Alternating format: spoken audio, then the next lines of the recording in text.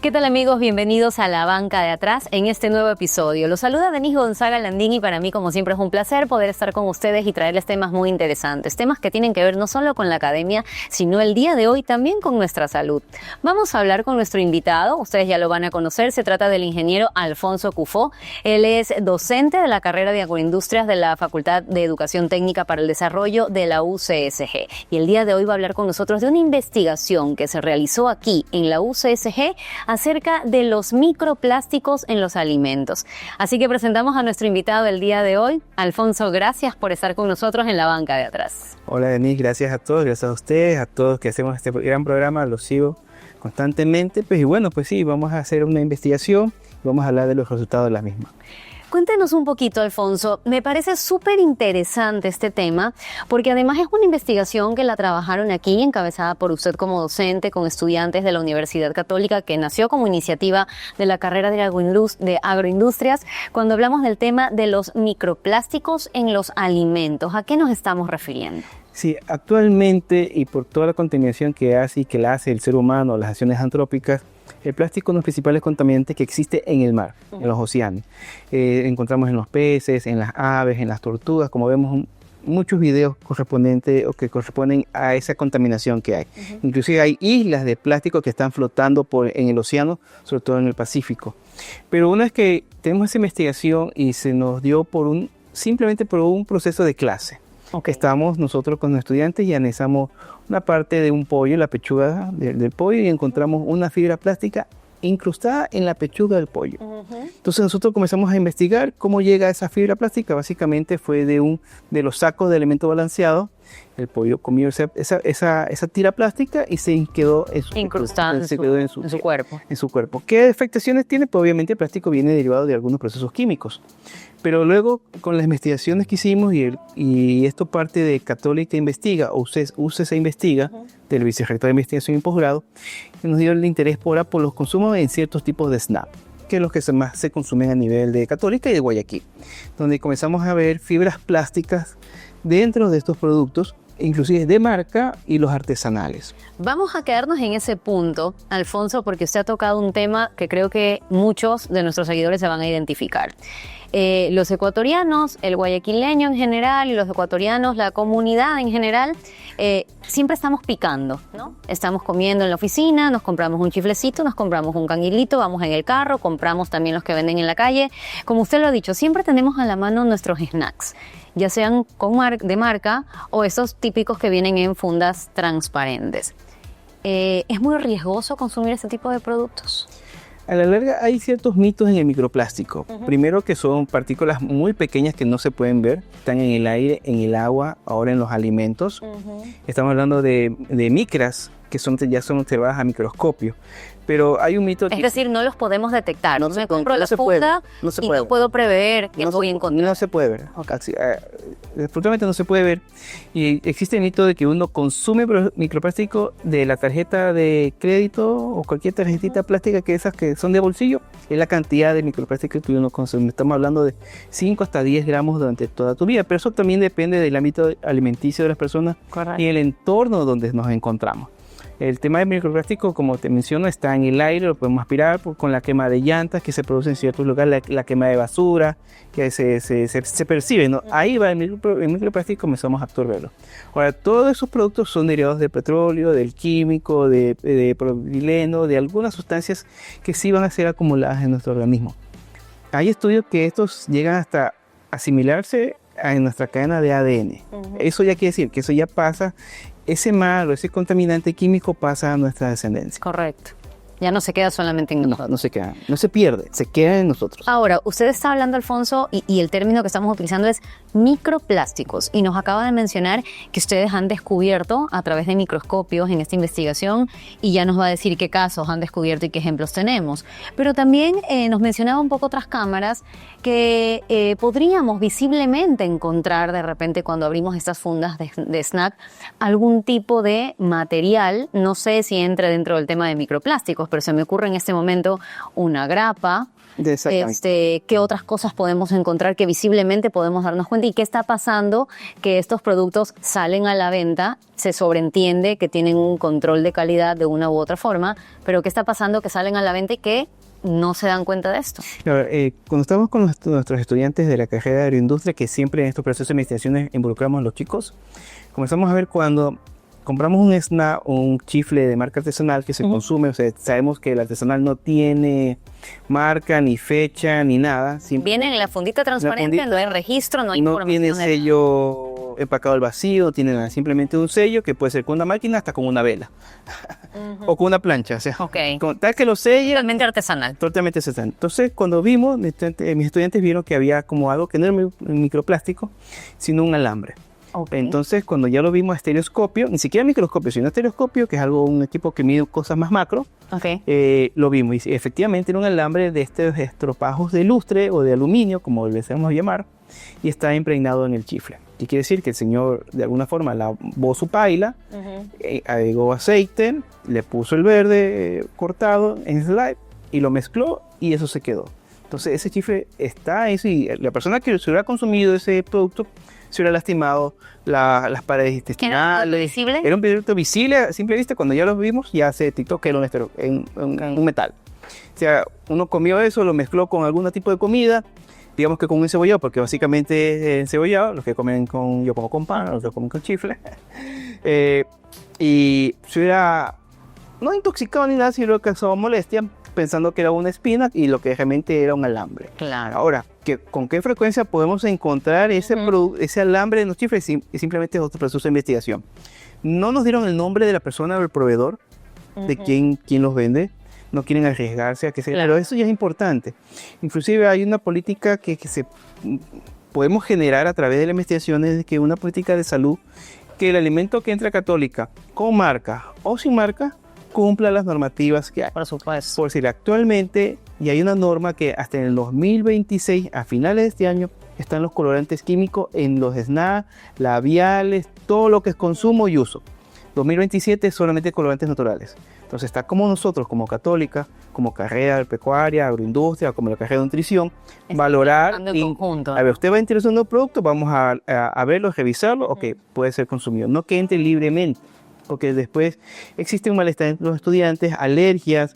En el chifle inclusive hablamos del látex, que es básicamente la parte lechosa del verde, que también se impregna al freír, pero no hay problema. Pero investigaciones dicen que pequeñas acumulaciones de este látex, que es propio del producto verde, ya está causando afectaciones a las personas. Entonces tiene que ir libre de eso. Aparte que encontramos residuos microplásticos. ¿Qué otras cosas encontramos? Vellosidades, se nota en la vellosidad, pestaña, cabellos cortos, se encuentra eso. Entonces, cantidad de sales también, aparte de la sal, mucha sal en los productos estos. Se nota que el aceite, porque se nota simplemente que el aceite es utilizado por lo menos unas 3 o 4 veces. Reutilizado. Sí, entonces se ve que el chifle está constantemente no del color que debe ser, sino saturado, impregnado en eso. Aunque está seco porque usted lo pone, pero se nota que está grasoso y cambia de color. Y cuando hay partículas muy negras, que es aceite quemado o producto que se quemó de la primera fritura, segunda fritura, tercera, se reutilizó y se impregnó. Entonces esas partes negras es simplemente el material de la primera, segunda, tercera que se quedó impregnado en la cuarta producción del chifle. Ahora, Alfonso, hemos hablado mucho de los productos artesanales, ¿no? Que puede ser, en este caso chifles, hemos puesto el ejemplo, pero pueden ser papas fritas artesanales, pueden ser canguil, que también lo venden incluso hasta en la calle, camote, camote, etcétera. ¿Qué pasa con los productos que son de marca, que entre comillas vienen con registro sanitario, que tienen información tanto nutricional como de expiración, de los ingredientes que se utilizan y demás? ¿Corremos el mismo riesgo? Sí, porque también hemos encontrado en estos productos estas mismas características, microplásticos, pero son hilos, no son fibras. Lo que pasa es que ya viene algo preparado en una funda de color rojo, se envasa, corta la máquina y ese corte de máquina significa que hay un desprendimiento de un plástico. Entonces, se esparce en el aire, está en la planta y cae nuevamente en una acción de fritura y se encuentra. ¿Por qué lo sabemos que es? Porque tiene color. Vemos el microscopio, estereoscopio y vemos que tiene un color. Entonces, si la funda de color rojo, el microplástico de color rojo, es de la misma. Pero ya es control de calidad de las empresas. Pero a ese nivel desconozco, si voy a hablar por total ignorancia, desconozco si es que tienen ese nivel de estar viendo producto por producto. Entonces ellos ven, me imagino que el tema de sal o lo que ellos revisen en su proceso de calidad. En estas grandes empresas o medianas empresas hay el área de calidad y el área de producción. Siempre son como que medios enemigos. Claro. Si no te liberó la máquina no vas a procesar. Correcto. Pero ¿a qué punto son los análisis de ellos? No lo sé. No sabemos, pero sí es un indicador de que se puede hablar con estas empresas sin ningún problema. Mientras nosotros hemos detectado esto, mejoremos el sistema de calidad. Porque eso también está en la universidad. Ahora, Alfonso, es interesante también porque hemos hablado de ese tipo de productos, de los snacks, básicamente, como usted lo mencionó al inicio, que tanto de manera artesanal como los productos que ya son industrializados y que ya vienen pues con algún tipo de marca o registro, etcétera, se pueden encontrar este tipo de microplásticos u objetos que podrían hacernos daño. Pero no son los únicos productos. No. ¿Qué sucede? ¿En qué otros productos podemos encontrar o tener ese tipo de riesgos? Básicamente en los mariscos. Mariscos, literalmente mariscos. Por la contaminación, por la contaminación que tienen los océanos, en el estero inclusive. No sé mucho, dimos una clase ambiental a alumnos de otra universidad, acompañando a un docente. Cogimos una muestra de agua y se vio la cantidad no de microplásticos, sino de plástico de cualquier tipo de botella que ya está triturado. Que el mismo sistema de oleaje que golpea con las ramas, que golpea con otro, se golpea, se descompone, se parte, se quiebra, en otras palabras. Y ese va quebrándose, y eso forma ser parte de la dieta de los animales que están en el océano. Entonces, eso comienzan a asimilarlos, se queda en algunos organismos en los estómagos, en el diferente tipo de órganos, donde se retienen y nosotros los consumimos. Así de sencillo. Entonces nosotros de alguna forma también estamos consumiendo ese tipo de microplásticos a través de esta cadena de trazabilidad que existe de especie en especie. ¿Qué podemos hacer, Alfonso? ¿Qué podemos hacer en primer lugar como sociedad? Obviamente evitar la contaminación y cuidar un poco más el medio ambiente en este sentido, pero ¿qué podemos hacer los seres humanos si ahora cada vez que vayamos a comprar un producto vamos a pensar que estamos expuestos a todo este tipo de riesgos, de químicos, de plásticos o de sustancias que a lo mejor antes no lo pensábamos y los consumíamos y los comíamos con normalidad? Claro, ya es difícil, ya más tardecito, mañana que es sábado. En cualquier fin de semana. En cualquier fin de semana, ver que el chifre lo abro y no sé si me voy a comer un mismo. Claro, porque nos toca repensar un poco qué estamos consumiendo. Es básicamente tener políticas como ordenanzas municipales que impiden la presencia de plástico en algunos lugares. Cuando hice un trabajo en otra institución, una política puede ser una política ambiental que en las ciudades costeras, sobre todo porque el plástico llega al mar de alguna u otra forma y básicamente, y no es el habitante, es el turista lastimosamente, que en las ciudades costeras se prohíba botellas plásticas. Parece de loco, pero es que de alguna forma es cambiante. En Francia se cambió el sorbete plástico y las empresas que decían eso, cuando el Estado les ayudó o como sea, pero entonces se eliminó el plástico. Se tiene que eliminar el plástico de alguna otra forma. Ya nosotros consumimos plásticos ya de algún ciertos materiales orgánicos en algunos lugares, pero la primera es reducir el plástico de un solo uso. Es el que va, lo coge y lo bota. Conciencia ambiental. Conciencia ambiental porque todavía vemos que estamos en nuestro vehículo caminando y él baja el vidrio basura, y bota la botella y no se queda así como... No puede ser que todavía en el siglo que estamos, con la educación que tenemos, y más que todo con todos los riesgos que estamos viendo a nivel de salud, yo sigo haciendo eso que estoy. Entonces, y es algo que se ve todos los días, lamentablemente, en nuestro país. Se ve todos los días cómo la gente bota basura desde los autos. Y lo peor es que el señor está como a 3 metros del tacho de basura, pero en ese momento se acabó la botella, el agua, lo que sea, y la tiró. Y está a 3 metros el tacho de basura, y uno no comprende por qué no aprendemos, y sobre todo que estos elementos contaminantes, como mencioné, llegan a nuestra cadena de ADN y son las enfermedades que nosotros podemos pasarle a nuestros hijos. Por eso que no entendemos por qué un niño ya que al nacer tiene cáncer o desarrolla un cáncer, los hábitos alimenticios hay que cambiarlos, hay que volver a temas muy nutricionales desde la misma infancia, pero también hay que ver que en el campo, en la agricultura, ¿qué se da? Los pesticidas también están presentes, los microplásticos también están presentes. Hay gente que todavía es una costumbre secar el cacao en la carretera y ahí coges todo y tenemos niveles de cadmio en cacao, de mercurio. Es que eso le iba a decir, Alfonso. Parecería que parecería que es un poco complicado porque realmente no hay una solución. Estamos hablando de que está este riesgo latente en diferentes instancias. Entonces las personas empiezan a decir, bueno, ¿y qué comemos entonces? ¿O cómo nos cuidamos? Te repito, ya... Conciencia ambiental. Conciencia ambiental y con normativas. Y con normativas. 2026, no colorantes químicos. Hay uno que es el azul 1 que viene derivado del petróleo y eso lo encontramos en las bebidas que nuestros hijos o nosotros mismos consumimos. Amarillo 5 son colorantes muy perjudiciales para nosotros, se quedan en nuestro organismo. Entonces ya cambiamos y es a nivel mundial. Esta normativa de colorantes a nivel. Entonces poco a poco vamos a ir llegando a que no existe el plástico en nuestro país, en el planeta en sí, y podemos eliminar esto porque va a haber un brote de alguna enfermedad causada por el consumo de productos alimenticios con microplástico.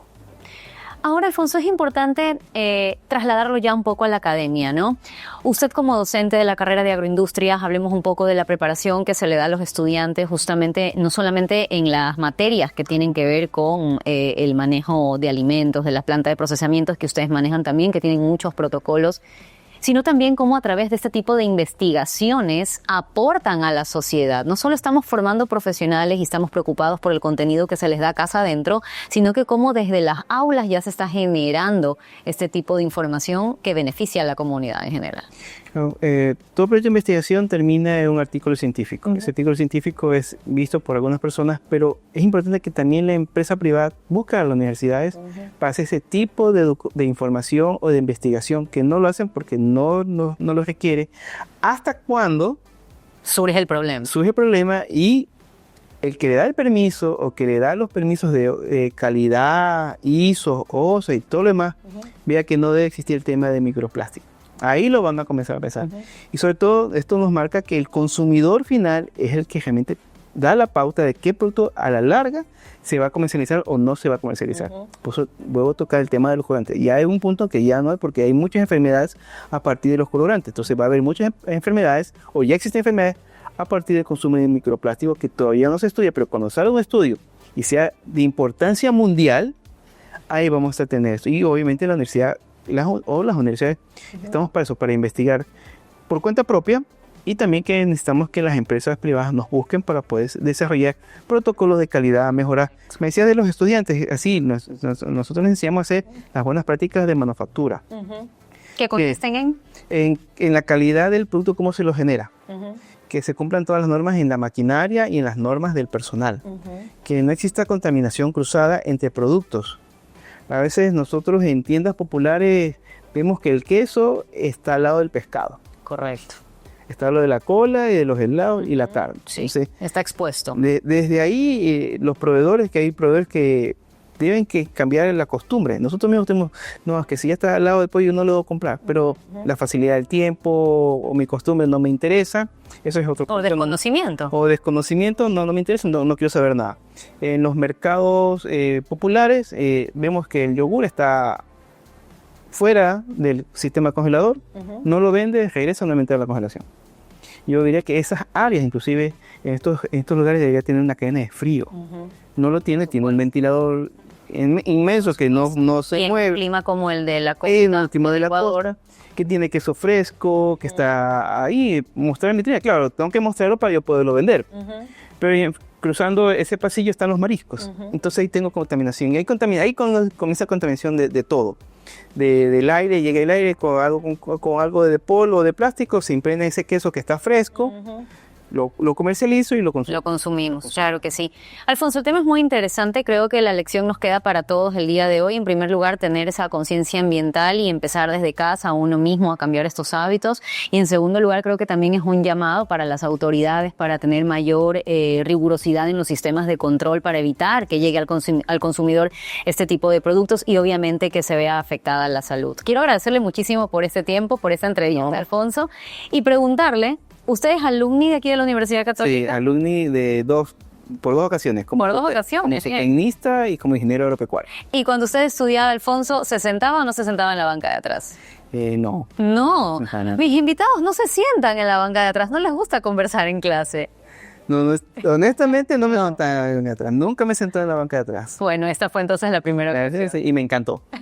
Por lo cual estudiar el doctorado, En la banca de atrás. me voy a la banca de atrás. Muy bien, Alfonso, muchísimas gracias por habernos acompañado. A ti y a todo su equipo. Muchísimas gracias a todos ustedes. Gracias al ingeniero Alfonso Cufó, docente de la carrera de Agroindustrias de la Facultad de Educación Técnica para el Desarrollo, con quien hablamos de temas muy interesantes acerca de la contaminación a través de microplásticos en los alimentos y otros temas también que afectan a nuestra salud. Muchísimas gracias por seguirnos. Suscríbase, active la campanita y siga nuestros contenidos. Conmigo será hasta la próxima. Chao, chao.